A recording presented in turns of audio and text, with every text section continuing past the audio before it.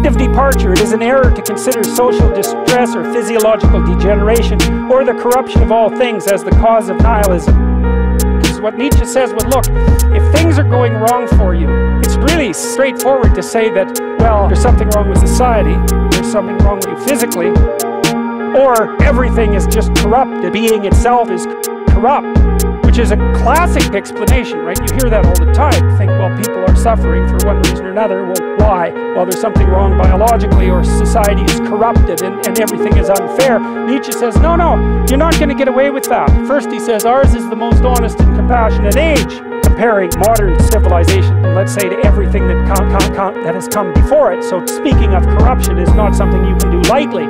And then he says, and this is remarkable, distress, whether psychic, physical, or intellectual, need not at all produce nihilism. That is the radical rejection of value, meaning, and desirability. Such distress always permits a variety of interpretations.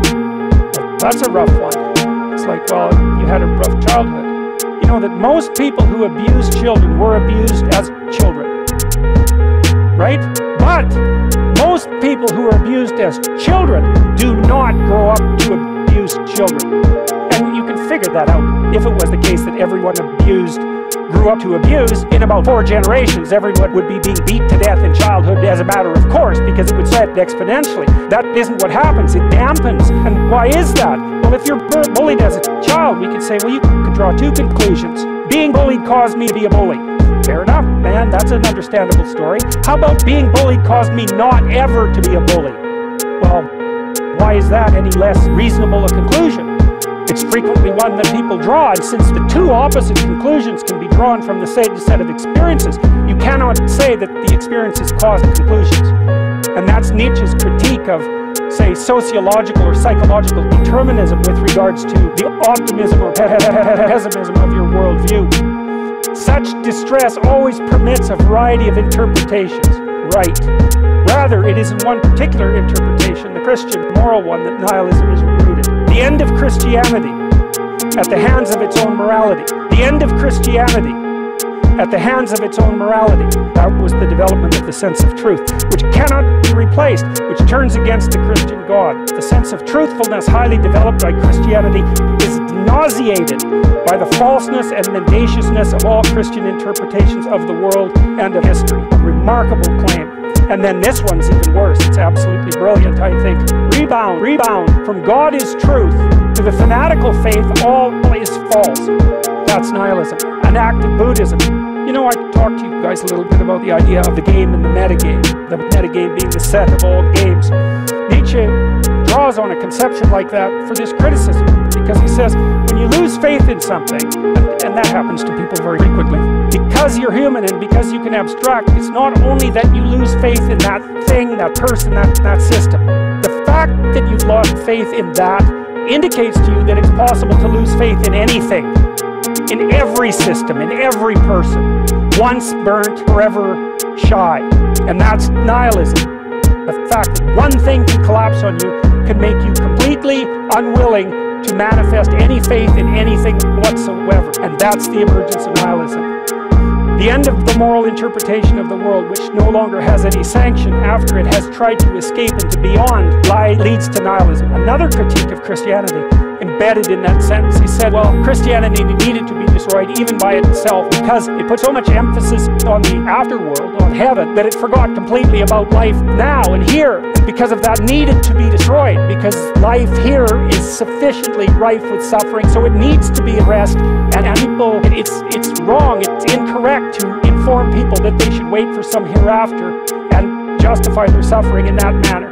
And so he would say, in some sense, that even the idea of compassion, which is central to Christianity, is also one of the reasons why Christianity collapsed under its own weight. The untenability of one interpretation of the world upon which a tremendous amount of energy has been lavished awakens the suspicion that all interpretations of the world are false. Well, so what? You might say, well, so what if you don't believe in anything? Well, I would take a neuropsychological approach to that. Most of the positive emotions, dopaminergic. It's a consequence of the manifestation of the exploratory system that has its roots in the hypothalamus, a very ancient part of the brain. It's the same part of the brain that cocaine and heroin, all the drugs that people like to abuse, the drugs that are exciting, not the drugs that are calming.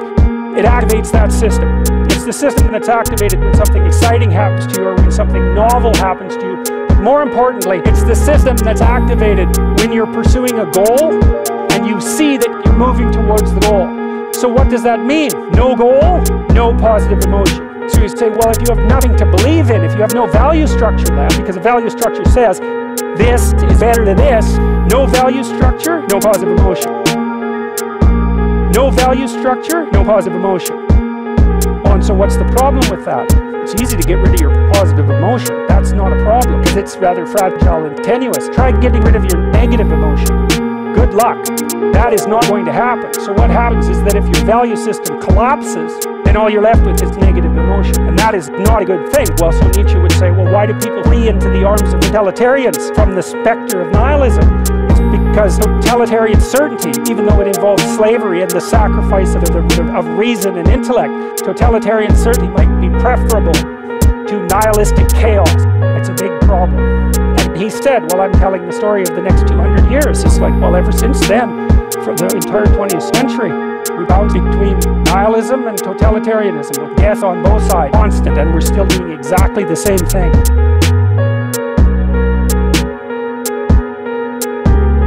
The end of Christianity at the hands of its own morality. The end of Christianity at the hands of its own morality. That was the development of the sense of truth, which cannot be replaced, which turns against the Christian God. The sense of truthfulness highly developed by the end of Christianity at the hands of its own morality. The end of Christianity at the hands of its own morality. That was the development of the sense of truth, which cannot be replaced, which turns against the Christian God. The sense of truthfulness highly developed by Christianity